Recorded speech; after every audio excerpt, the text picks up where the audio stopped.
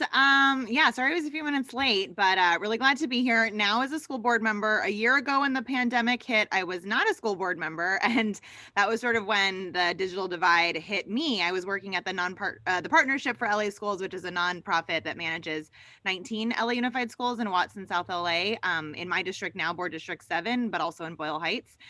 And, we had this moment similarly to what Jorge was just describing. Kids had to go home. We tried to send home devices. We didn't have enough for everyone. And for those we did have, internet was spotty or absent, and kids could not access school. Like the very constitutionally protected right that all of our kids have and access to learning was taken from them. And we were all in this mess together thinking, well, we're not going to blame anybody here. We're going to try to find solutions as quickly as possible. Well, a year later, we have some solutions, but I would say we still have a long way to go.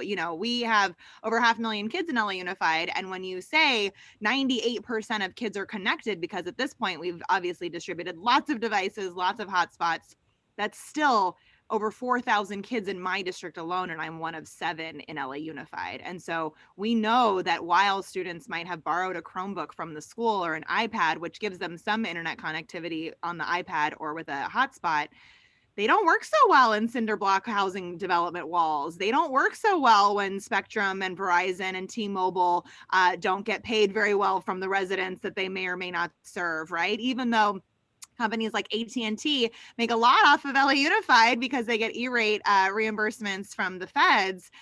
They don't serve kids in South LA and Watts in my district. And so, as a board member for the last 3 months, I have literally, today's my 100th day. I have been to 111 schools because Zoom makes this possible. And it's very clear across the district when I'm in classrooms where not only are videos off and voices are glitchy, but kids want to demonstrate their knowledge and they want to share out loud. They want to share their screens, and maybe they're connecting to audio for 15 minutes and it just breaks your heart because you're like, this should not be happening. Fundamentally, kids need to access learning, and right now learning is happening through the internet in their homes. This should have been fixed a long time ago, and we're doing as much as we possibly can, and yet a year in, we still have lots of gaps. Thanks, Tanya. And Mimona, I saw you were in there as well. Let's get you up on the screen. How did the issue of digital equity become a priority for you? Well, similar to what Jorge and actually both Tanya shared as well, I remember that Friday, March 13th as well, very vividly, just getting the notice that our classrooms would be closed physically. I got the notice, this flyer that was being handed out to the students the same time that it came to me. And so having, very little time to kind of pivot from there and say, as a special education teacher, how am I going to make sure that my students still have access to learning and to the supports and services that they need, not just to learn, but just to live their lives? I mean, so much of what we work with, things like communication and speech, just some basic development here is what I was so concerned about, having students lose that opportunity to be able to access. In addition to things like social emotional support that we know that is so essential and happens with our physical classrooms. I would say that for me, the call to action was it was definitely a wake-up call with the pandemic hitting so suddenly. But I think in special education especially, there's so much that we utilize technology for, that I think that need was really obvious to me prior to the pandemic, just seeing how many tools and things that my students need to be able to access learning, and also just for things like communication, like I had shared before. So there's definitely been a sense of urgency for myself and working with families as well of, how are we going to ensure if they're using these tools at school, we need that level of continuity to bring them and make sure they have access to them at home. And then the level of the way that technology and access to the internet is really you need it for so many different social services. And at this point in the pandemic, especially, it's really just, amplified just how much we rely on the internet. It's such a necessity. When I think about, some of those first initial days, I had students messaging me or calling, when are the meal times going to be? Where can I find that information? Oh, it's posted on the internet, it's posted on the district website. Okay, well, how are they going to be able to access that information? So even things like basic meals and access to the COVID-19 testing sites, all of these resources that, students and their families need access to, and really all residents, they're relying again on internet and devices to be able to access those resources. So that's kind of a little bit how I, the call to action, so to speak. Wow. Thank you. Thank you each of you for sharing that, because I think for all of us, March 13 is one of those days, especially if you were in education, 2020 is one of those days of infamy. You talked about kind of the immediacy of what was happening a year ago. And Tanya, how have the goals that were kind of really immediate and hot a year ago, March 2020, how have they changed now in 2021? Well, I'll say for me personally, at the end of last semester, I was in schools giving out devices and checking hotspots, and kids would come back and ask, how do you log into Schoology? And the Zoom link isn't working. And that was probably through the early fall. And then I switched roles in December. This is like a personal connection. And I got to pass a resolution last week that was highlighting really different priorities, right? So a year ago, it was, can we get devices into our students' hands? And now it's sort of what Jorge was talking about. Can we evaluate the quality of internet connection of our students, but also our staff? A lot of our classified staff members, teachers assistants, and BIIs supporting with special education, they didn't necessarily have devices in their home or internet, and we're just relying on all of our school staff to use their own personal funds to pay for the internet, right? So at this point, we just passed this recently, like, let's assess where we are in terms of connectivity, and then let's do better. So an organization that when I used to work for, is paying directly for students broadband with Spectrum and raising lots of funds to be able to do this, because that's what we have to do in some communities. Is it's so bad, let's just pay for it now. And then let's also figure out how to collaborate with our city, our state, and lots of philanthropic agencies that are really interested in supporting this together, right? So let's close the gap. For the long term. We've done a good job with the Band-Aids. Now we really need to think about sustainability where the internet service providers may not be so attracted based on whatever the market would have had before then. So I would say that's a little bit of how our priorities, or my personal priorities, have shifted. But maybe that's also reflective of how the district has shifted, is we've started to meet the baseline, and what Tyrone Howard says is we've started to meet Maslow's, right? And now we want to get to Bloom's or DOK. And kids can only share, their deep levels of thinking if they have video and audio working at the same time on Zoom, if they have the platforms that their teachers want to show these great tips that you're putting in the chat, right? We know that sometimes everyone has to turn off their camera if they want to access any of these tools, because the internet is just so bad in their communities. And so now we're trying to make it better so that learning is as good as it can possibly be. Thank you. Yeah, it seems very reactive almost when we knew this was happening, right? Thank you for sharing that. And Mimona, I want to ask you the same question. How have your goals changed, kind of those immediacy things that were happening a year ago to what's the goal for you now? Yeah, I think similar to what Tanya said, it was that immediate reaction of how do we fulfill these short-term goals around getting a device and internet access for every student that we have in our district and beyond, recognizing at the county level, Santa Clara County, this was some of the research we did as we were, learning about just how vast this issue was. 15,000 high needs, vulnerable families whose children were not able to access the internet because they didn't have whether it was a device or access to the internet. And so tackling and figuring out, okay, we need to solve this problem with some level of immediacy. It needs to happen. It should have happened already. So how do we make sure that this problem's addressed as quickly as we can? And so that's where a lot of the level of advocacy started coming in. It was just like, Jorge and I, who both work with the Digital Equity Coalition, was like, okay, we need to like really start, banging the drums, getting some attention around this.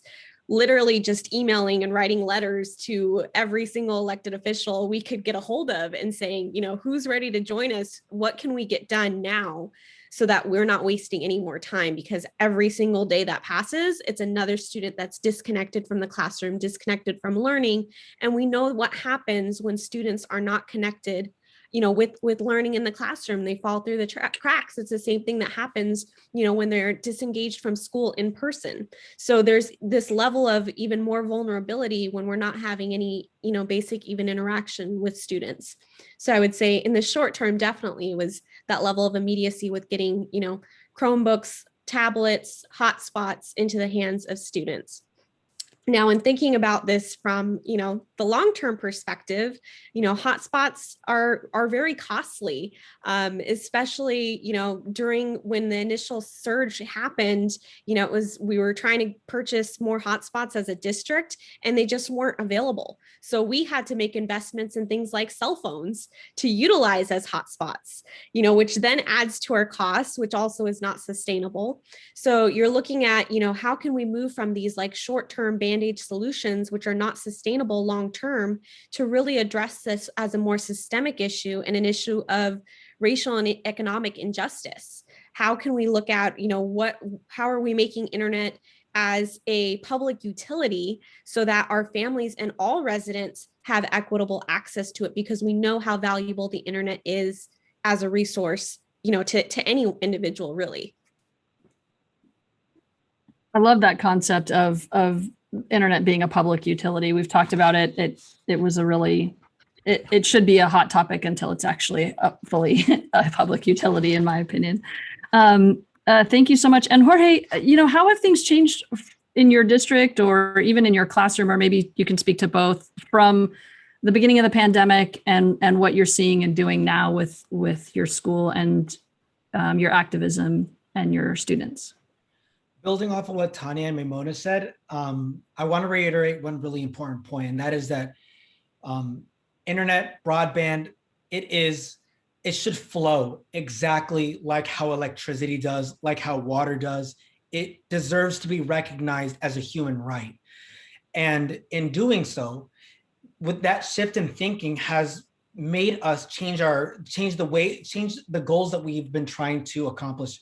So as they've stated before, our first priority were hotspots and devices. Now it's infrastructure. Now it's trying to identify the dead zones, the dead spots across all of the entire state of California, trying to recognize which are the most high needs counties, high needs valleys, most desolate and rural areas that have the most difficult access to high-speed broadband. How do we get them connected into this? And how do we increase this dialogue across the state of internet being recognized as a human right, as a public utility? And so the shift has become, I'm still teaching every single day, but when I'm done teaching, I'm advocating for legislation. I'm organizing trustees to talk about digital equity. We're talking to legislators. We're talking to government officials from every level, from trustees to city to county to our state and to even federal, to talking about the exact same issue. And that is, how do we get the infrastructure and the funds necessary to make that happen? So now what we're looking at is grassroots lobbying and some really strategic lobbying for important legislation that is under consideration right now, such as SB 4, AB 14, and AB 34. If all three pass, then what we will see in 2022 is a broadband for all bond, a $10 billion bond on the ballot that we need to pass, that can't pass unless we make sure that everyone in California understands how important and critical this issue is and how urgent it is for us to pass it. This requires deregulation in order to increase more competition, in order to decrease the barriers from competition, from internet service providers, which currently have the ability to monopolize this entire industry. So that's where AB 14 and SB 4 come in. They help rectify some of those barriers. And then as for AB 34, that's the bond that will allow us to create more infrastructure for a public utility for broadband. So that's what we need to do. And we need everybody to understand that this is the most important issue related to COVID other than vaccinations. Thank you, Jorge. And I want to, because you really quickly took us on your journey from like, I'm a teacher, and then after I'm a teacher in the nighttime, this is what I do. And this is, here's the, here are these pieces of legislation that we need to work on. I want to honor that there was a journey that, and you had a journey of advocacy kind of coming out of at school and then in your classroom, and then what you saw and how you got there. And I want to honor that. And I'm going to ask Mamona, because you guys are you guys are teaching at the same time, right? And then you have this nighttime advocacy piece. And then I'll get to you, Tanya, in a minute on your journey. But Mamona, will you tell us like how you went from here to being an advocate in this space? That's definitely.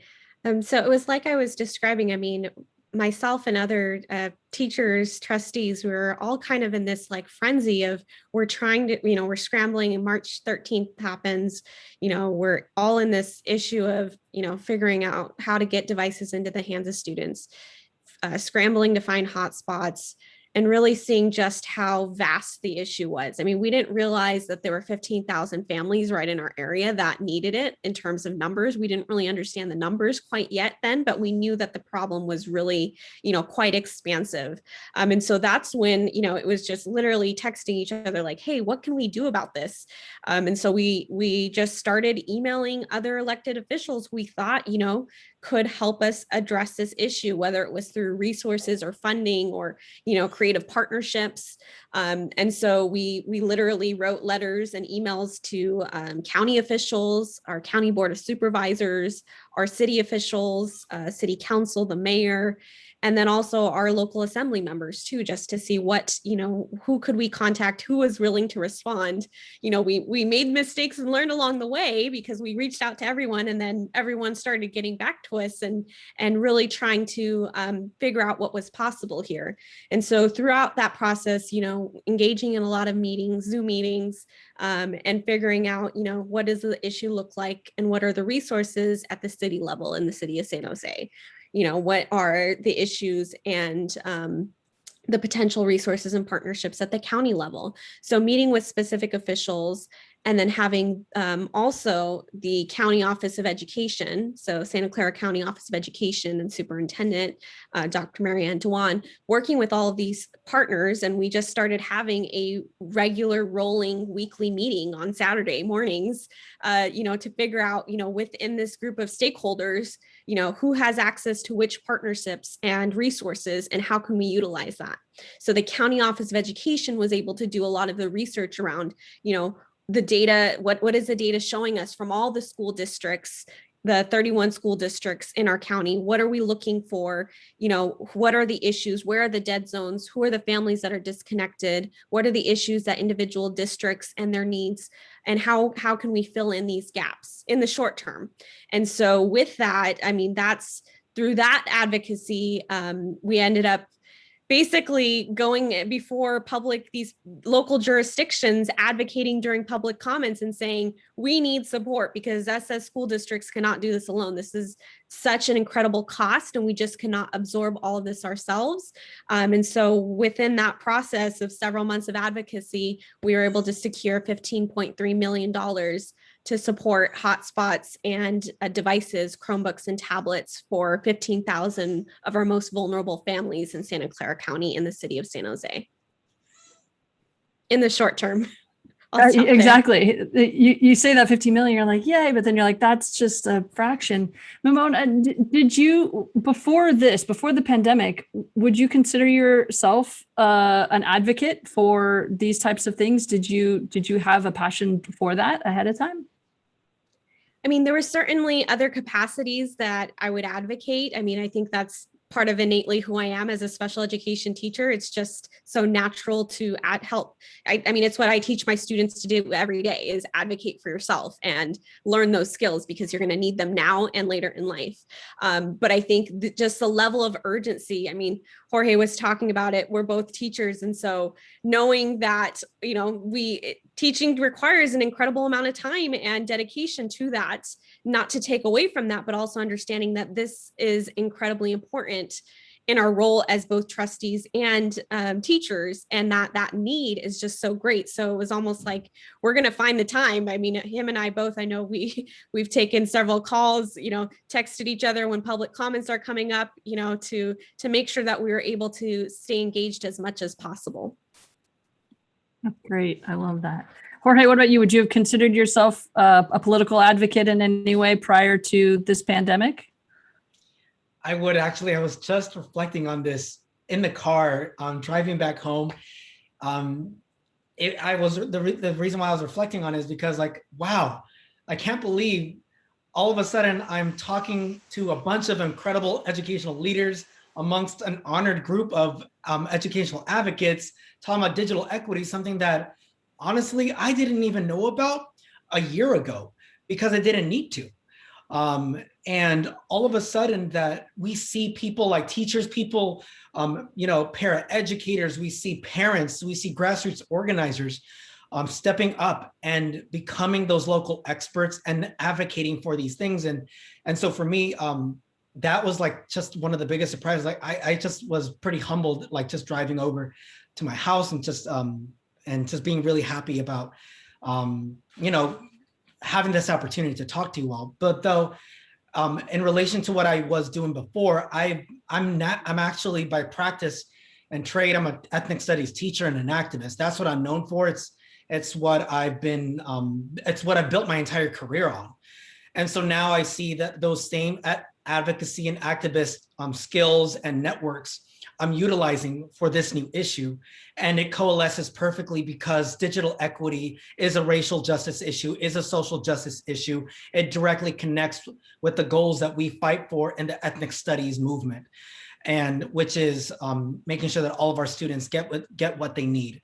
And so that for me is, I think, the connection that I see. And so, yeah, it's been a surprise, but I'm really happy to just have the opportunity to build up this expertise and give this information and knowledge and urgency to everybody that needs to hear it, because we can't do this alone. We can't get this bond to pass alone. We need an entire community of people to make it happen. We know how hard it is for bonds to pass. Let's look at Schools and Community First Act, what happened last year. Jesus Christ, if that can happen to something like that, we'll need even double the amount of work for something like this to pass. So we're hopeful that we can build up the community to make sure that it does happen for 2022.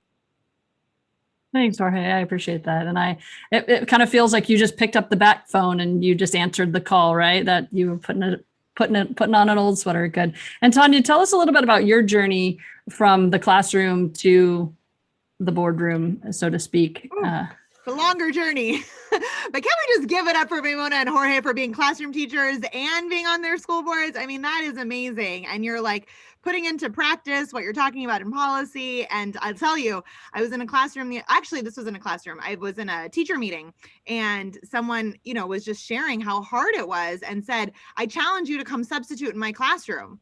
And I paused and I had a little panic, and I was like, I don't think I could do it. Not only because I taught before Common Core came, but also there's just so many things you have to learn, and facilitating adult conversations online has been a bit of a learning curve. But for scholars, all of, young scholars, especially, all the different things you're learning about engagement and getting really clear on your learning targets. And, it's just so much. So kudos to you two for sure. I feel so lucky to be on this panel with you two. my journey from the classroom was forced upon me, sort of. I was a Teach for America Corps member in 2005. I did my Corps, graduated from LMU in 2007, and stayed in the classroom for another 3 years, so a total of 5. But that was the last Great Recession. I got laid off along with 1,000 other teachers in LA Unified. And it was a big sign, from the universe that it was time to move on to the next level. And honestly, I felt a deep personal connection to wanting to change the system. I had no recourse. I was just let go because I was last in, first out.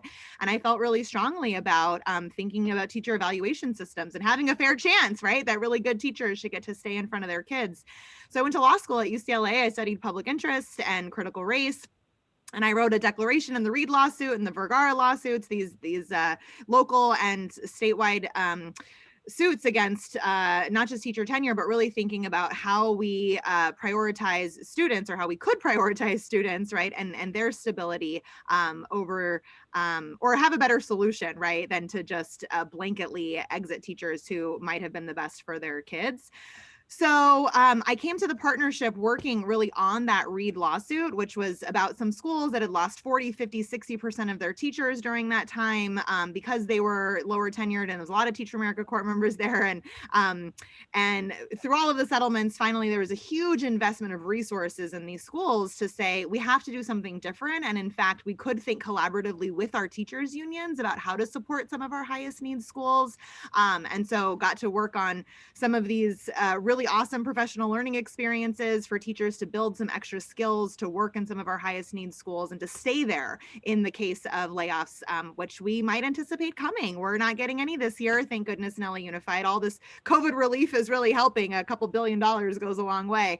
But I'm honestly worried that we're going to experience layoffs next year, the year after, and other small districts in Los Angeles have been laying off folks. I've seen Maggie nodding her head, and there are quite a few, right? And no one wants to force people out without a fair shot of thinking who is the best for our students. But I worry that, we get an influx of dollars and then we rely on these resources for a year or two, and then the tide totally shifts and we have to pull back so much. And so any gains made just feels like this up and down roller coaster, right? So I'll say my journey from the classroom is maybe a little bit longer, but I think still very much connected to what do our kids deserve and what can adults do who love and support and, want to be taking care of ourselves, but really can think collaboratively together about finding creative solutions to put kids first. So that's really what led me to my seat here now at the board. That's awesome. And I'm thinking about like who our audience is, right? Who are we talking to both, in the recording and then currently on the call? And they're either current students or alumni. And what might this roadmap look for them based on what you guys have experienced? How might they get more involved in advocating for digital equity or equity in general? Injustices and things like that in their community? And I'll let anybody answer this one who might want to chime in. What might that roadmap look like for someone on the call that's in the classroom or a recent grad of LMU? I'm happy to share a couple of ideas, but I'd love to hear from our current educators as well. I am a huge fan for being a leader in your union. If you're at a unionized school, there is so much you get to learn and you get to practice and you get to think about building power with others on your campus or across your district. And I think we need really equity-minded union leaders at every level. And at UTLA, there's school site chapter chairs, there's regional areas, and then of course there's the big institutions. But I'm a huge supporter of people thinking about where, if that's of interest, their leadership might extend into their union. And then I was lucky to do a couple of fellowships with Lee, Leadership for Educational Equity, with another school board member who's now my colleague, which is pretty amazing. But I did a policy fellowship with her and I've hosted lots of policy fellows. I was an education pioneer between my first and second year of law school, but you could do it in between your graduate school years as well. So I think there are lots of opportunities for workshops, for fellowships, and for leadership at all levels. And I highly encourage trying it on and reflecting if that might be a helpful place for your growth. Yeah, Jorge or Mimona? Yeah, I can add on to that. I think I think about like my role as a teacher and then my role as a community member and all these different hats. And so I think one of the things that's really important that really is an opportunity for anyone, including the students and the families and the parents that I work with, was seeing them share their stories of how the issue of digital equity is impacting them in their daily lives. The ability to share stories and then amplify those stories also is incredibly powerful. It's one of the things that honestly I think helped us get so much traction is in our diverse coalition, looking at who is this issue really impacting, not just speaking for them, but bringing them up, amplifying their voices and saying like, this is why it's so needed, why it's so necessary. So I think working in community with other people to focus on the issue, and then speaking publicly and sharing that information as much as possible. So I know we hosted a number of webinars to engage, other trustees so they could better understand the issue. And then they took it back to, their communities, also facilitating that conversation with parents and students, but also being able to participate in, the public process and civic engagement locally. So whether that's at the city level, the county level, different commissions. I'm thinking of the library, the Early Childhood and Library Commission that we have here in the city of San Jose. That's an easy way to say like, hey, what are the ways that the library can partner up with our local districts? And that's actually what we ended up doing ultimately to help us distribute some of those hotspots. And so I really think there's a lot of opportunities for individuals, wherever you're at, whether you're in school or not, an alum, I think you can participate and speak at public comments, send emails, and engage others in discussions so that they better understand the urgency of the issue. Awesome. Jorge, did you have anything to add, or you want me to go? There's actually a question from the audience, so I can read that one if that's okay. Yeah, that's good with me. All right. So thanks. So Dr. Stephen McCrae asks, how are the current internet providers explaining the substandard service to you all? Like there's been to these impacted communities that you guys are discussing. What are they saying to you, and how are they remedying this? And I think Tanya, you spoke to it, and both Jorge and Nimona, you guys both spoke to this as well. So I'll start with Tanya. Maybe you could talk about the LA area, and then we can talk about the Northern Cal area. Yeah, it's a great question. I haven't actually picked up the phone and called AT&T or Spectrum. I wonder what they would say to me. They have definitely talked to our superintendent's team, particularly our chief of information. And, there's a couple of things, right? I sort of crassly said something about AT&T getting a lot of money off of our schools, but not off of our homes. We are exploring a partnership for them to even just assess where they currently provide service, and then what it would take to expand their service to our communities that don't, from our perspective, have quality options. Because step one is like, oh, we can't share data with each other. We don't know which students live in our districts, and we don't want to touch any of that sensitive information, right? So we're getting to a place where we're sharing data and these things are possible. And then once we can sort of map what is currently available, then it's about, okay, well, how much are you going to charge the district if we ask to pay for broadband? And so I was mentioning the partnership has done this with Spectrum, and LA Unified is looking at a relationship with Spectrum as well. And, there was a temporary offer in a lot of places, low cost or free in some cases. But what was really hard for our families in particular was not every agent who answered the phone knew about the opportunities. And so when a parent calls and says, I'm calling about the free internet, some of the agents were like, we don't know what to tell you, and then others were like, oh, well, great, give me your social security number. And that turned a lot of families off. And then others said, oh, let me look you up. Oh, you defaulted on a payment 3 years ago. We're not able to offer you anything, right? So our families were continually getting barriers where there was current service, right? And so I think it's a lot of relationship building. I was hearing the theme of that, right? And understanding people's stories. Obviously, internet service providers also have a profit motive. But I think, when you can work with a big institution like LA Unified, and we've done some good deals with Verizon and T-Mobile, there is a real opportunity to think about the stories of the communities that we serve, and how we can, act in the interest of not just of our kids because it's the moral imperative, which I think we've all established that it absolutely is, but also it's going to make our future a lot better when kids can learn at really great rates and then be super highly qualified to be employed at some of these agencies in the future, right? They're going to be our tech leaders that AT&T are going to clamor for, right? So I think there's a lot of understanding like the reciprocal benefits of working with public educational institutions, that we really just have to like build those kind of stories and the shared interests, because no one's going to do it, just out of the goodness of their heart. There has to be some real shared interest here.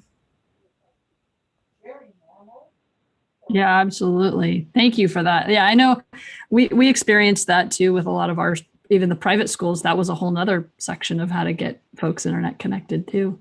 Jorge or Mimona, do you guys want to talk about that? Do you have any wondering or thoughts on that question? Absolutely. So early into the pandemic, what we saw ISPs are internet service providers, what we saw them do were release special plans such as, if you, for all low-income communities, you can get this very special rate. And for this special rate, you will get this certain level of megabytes per second. And what we saw was, at the forefront of that, it could look like it's a really great deal. It's an easy way for low-income communities to access high-speed broadband. But what was actually pretty terrible about that was that when these families signed up for these new services, for these introductory services for their particular income level, little did they realize that particular speed was enough to hold one kid on Zoom, but not two, not three, certainly not four more in the same household, let alone other working parents that needed to sustain that type of high-speed broadband in their home. So what we saw was not a new behavior, but the behavior has a name. It's called upselling. So these families would tell the ISPs that, hey, this speed that you sold us for this great price is not enough for my students, for our kids to access school. And then they would say, well, actually, then we have this rate for $100 a month, or this rate for even more. And then what we see is our families choosing between groceries and food and internet. And that is an unacceptable choice to be making in the richest country in the world, and one of the most prosperous economies on the planet of California. And so what we did was we shamed those ISPs at the most public level. We went to the Assembly and Senate committees, and we specifically called out Verizon, Comcast, AT&T. We called them all out by name, and we organized our people, and shaming works. And it's an effective tool in getting ISPs to change their ways. Their reaction, of course, was better rates, better plans for people. Now we see there's more options available for folks, but that didn't happen until they started to get shamed by people from every level. And so that was our approach, and that was their reaction to their, I'm going to say, they knew what they were doing.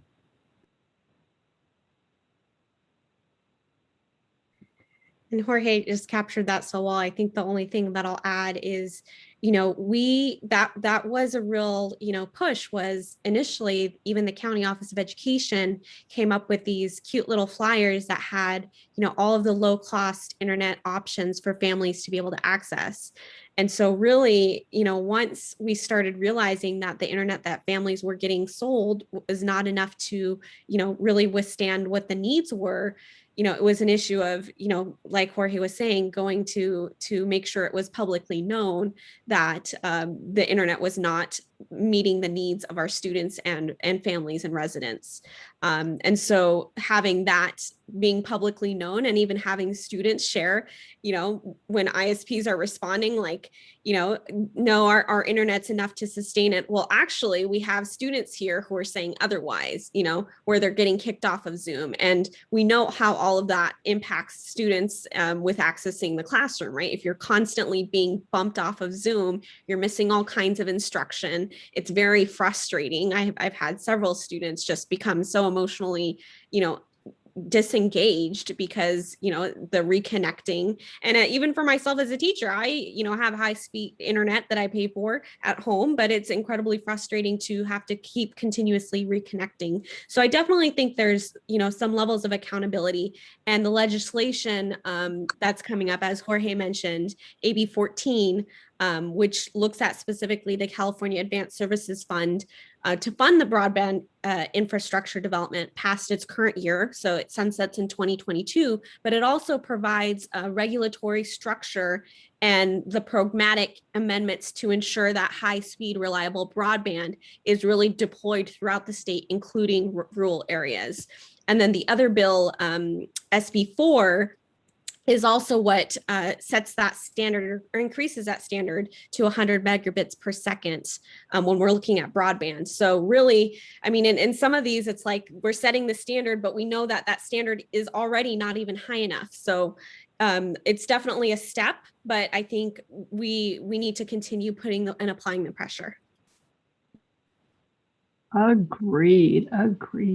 Thank you so much for that, guys. I want to come back to your to those bills in a few minutes, but there was another question from Ruben here, and Ruben's wondering how the role of equity is going to be played out as schools begin to start reopening in this hybrid model. Now it looks like some schools are starting to come back in these new modalities. For example, like educators teaching both in person and at home, students at the same time. How's this going to impact instruction when students who remain at home don't necessarily have the best internet connection? What do you think? How's the equity going to transpire on that?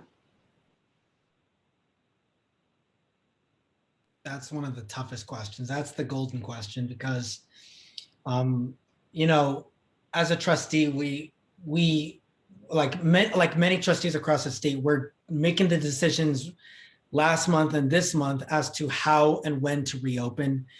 And the hybrid model, which is the model that the Oak Grove School District is going to begin with, like many districts across the state.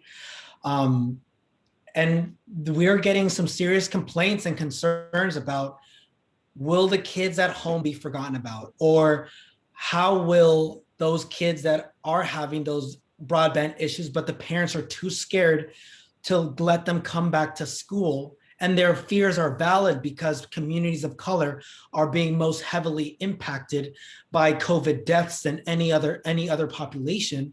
So their feelings and fears are valid.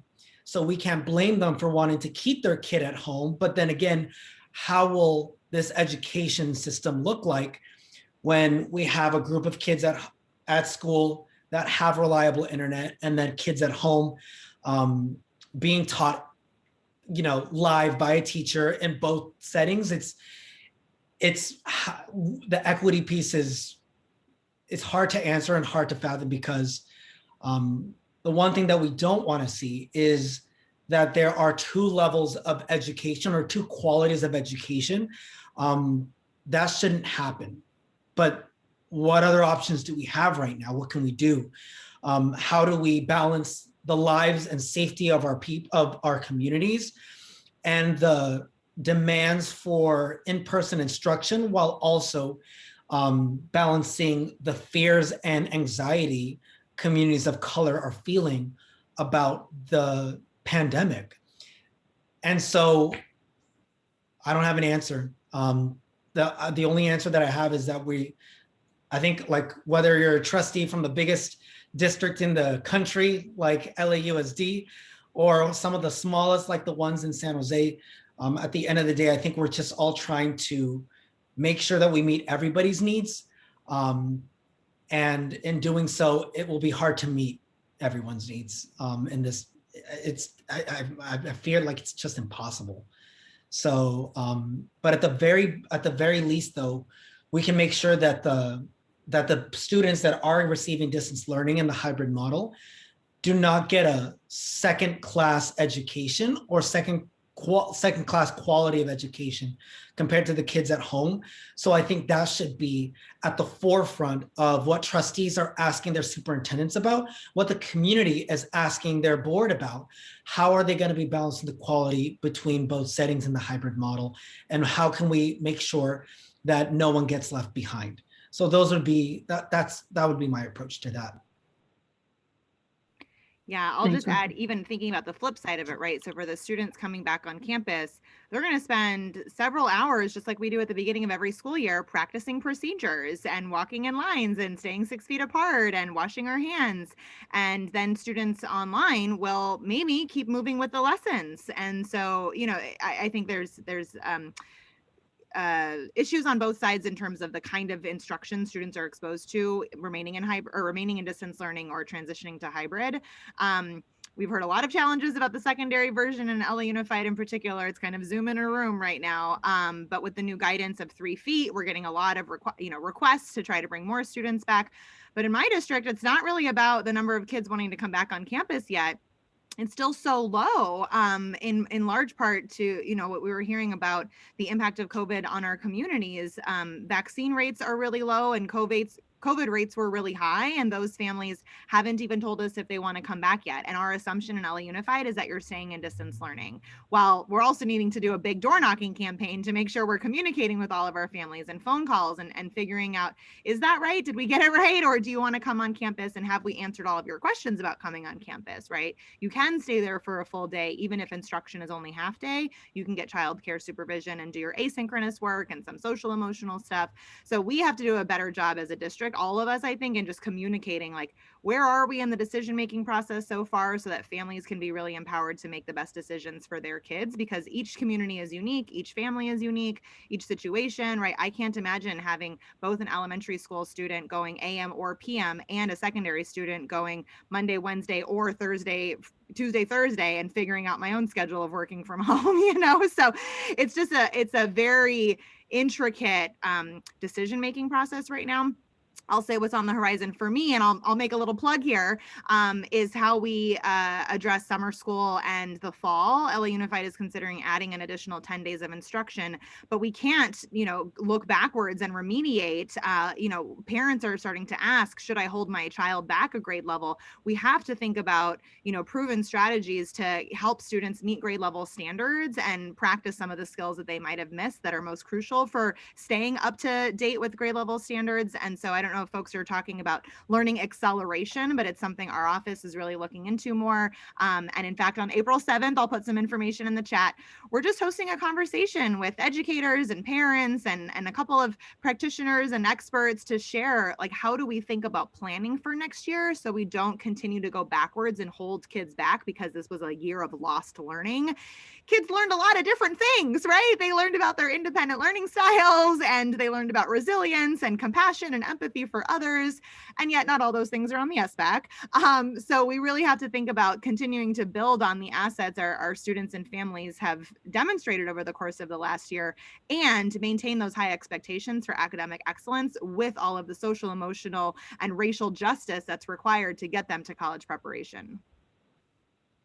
Tanya, thank you. You were actually, you transitioned perfectly into kind of the last question, which was how do we get involved in this work, and kind of how can we on the call and the folks that are going to be watching this, what do we need to do? What are our next steps? How can we help you support these things that will ultimately help all of our kiddos out there? Jorge, you want to kick us off with that? Because you and Mimona were talking about those bills. So tell us what's going on. Absolutely. I have an entire list of things that you can do as an individual or as an organization. So at the individual level, you can contact your local state legislators and tell them to support digital equity legislation, or speak at public comment when the legislation is being considered in the committees. AB 34 is going to be heard for the first time next month. So that's going to be a great opportunity. Explain to state legislators how the digital divide is personally affecting you or your own community, especially communities of color. Reach out to organizational or community leaders and pressure them to publicly support the legislation. And my favorite term is to agitate, agitate, and agitate. We all must be agitators, which means that we must educate everybody about this legislation and pressure them nonstop to support it, and to pressure their colleagues to support it as well. And if you are an organizational leader, I myself am the president of the California Latino School Boards Association. So I'm utilizing myself as one of the presidents of one of 4 statewide school board associations to mobilize the other school board associations, such as our sister organization, the California School Board Association, and our 2 other sister organizations, CAPC and APISMA, which represent the Black and API community respectively. Things that you can do, which can include a bunch more organizations, is to agendize and adopt a resolution in support of the legislation, and have your organization send a letter or copy of the resolution to your local state legislators. Organize digital equity town halls and events to raise awareness on digital equity legislation. Invite state legislators to speak as panelists, or just be speakers. And then, of course, create multi-organizational coalitions to coordinate legislative advocacy efforts and events. And lastly, send digital equity legislation resources and communications to your members consistently, and inform them when to speak during public comment and when the legislation is going to be heard in the committees themselves. So that's my strategic approach and advice for anybody wanting to get involved and help us get over that finishing line. Oh, so thorough. Thank you so much, Jorge. Mimona, before I hand it off to Maggie to kind of wrap us up, do you have anything you want to add to that? The only thing, because Jorge did such a thorough job, is you can find all of that information, and Maggie put it in the chat already, at our website, digitalequityca.org, including the template for a resolution. So if you want to encourage your local school board to adopt that resolution and then send that copy, so you have all the language you need to make public comments on that legislation, and also meet with your elected officials, your state legislators, that all of that information is available at our website. So including being able to stay updated, so you know when the upcoming bills are coming and being heard, so you can speak at public comments then too. That's really helpful. And Tanya, did we get to hear that same type of information from you as well? I saw you put it in the chat. I want to make sure that we heard your voice as well. A little less impactful than getting statewide broadband for all. So I'm going to go with what the other 2 said. That was awesome. Thank you guys so much for this engaging conversation. I'm going to hand this back off to Maggie to wrap us up. I just want to give a giant thank you to Shannon for navigating that conversation. Not an easy conversation to navigate. So thank you so much, Shannon. I see a lot of happy hands in there, celebrating you and the work of the Ideal Lab at LMU School of Education.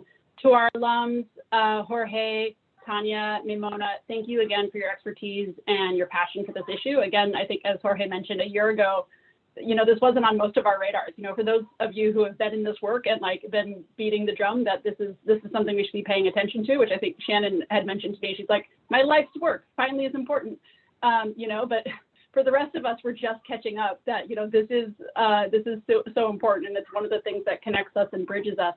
I was hoping just to show one slide of our PowerPoint to close this out. Thanks, Edgar. If you could go to the advocacy and learning resource slide. So we were putting up a lot of these resources in the chat, but I wanted to make sure everybody had them. This is also in your resource book. Jorge spoke so eloquently to all of these things, but it doesn't matter if you're an elected or just, as a community member, you have a voice. It's an important one, and unless you elevate it to folks who are passing the legislation, they won't know that this is important to your community. So one more slide, please. I wouldn't be doing my job as chair of the Alumni Association if I didn't shout out all the different ways you can connect back to the LMU School of Education. I am so privileged to be chair of this group of alums. I love the work that they're doing in their communities. It makes me really proud to be a Lion. These are all the different ways you can follow the Alumni Association, get involved in more of our programming. We have a phenomenal series of diversity, equity, inclusion talks that are coming up. The next one is with the chair of UCLA School of Education, Tyrone Howard, coming up. So we are really trying to dive deep into this work of equity and make sure that it's an ongoing conversation that's being elevated and echoed in all the different chambers to make a better school system, to make a better community. So I want to close this out here. There is an email where you can connect with the Alumni Association. There's emails where you can connect with the Digital Equity Coalition. Again, a giant thank you to all the folks who came out today, and a giant thank you to our facilitator and our panelists. So thank you, everyone. Our ask is that you keep this conversation going. Thank you so much. Thank you. Bye. Thank you. Goodbye. Thank you, everyone. Mhm. Good to see all those faces, familiar faces out there that I recognize. Thank you, Shannon. Thank you. Thank you. Thanks so much. Bye, Ruben. Bye. Good to see you, man. Yes, I'm like quite the world right now. It's fun. We'll get through it. We will get through it. Way to Bye, go, Miss team. Shannon. Thanks. Thanks, Elaine. You're Great welcome. job, Have a good everyone. one. Great Bye-bye. job. This Thanks is a lot. fantastic. Thank you, Edgar, great work Kadar. on the- Maria, thank you again. Shannon, I hope all the sweats are gone. You did a great job. Yeah, thank Thank you. you. Edgar, too. Yeah, thanks for running the back end on that. That was fantastic. I appreciate everyone's help. We didn't even get to Okay, all we the did- questions. No, I know. You never do. You never do. I think we could have stayed here all night and talk about this. Easily. Yeah, there was so That's much so fire wonderful. behind this conversation. There's so much passion behind it. I took Ramona and notes. Jorge are the two I favorite did people. too. They are like, just on fire, and they are like all of like, I think Jorge's 26, and Maimona might have just turned 30. Wow. So You know what actually, you didn't see has a newborn actually on her side as well. She, I think Maimona's is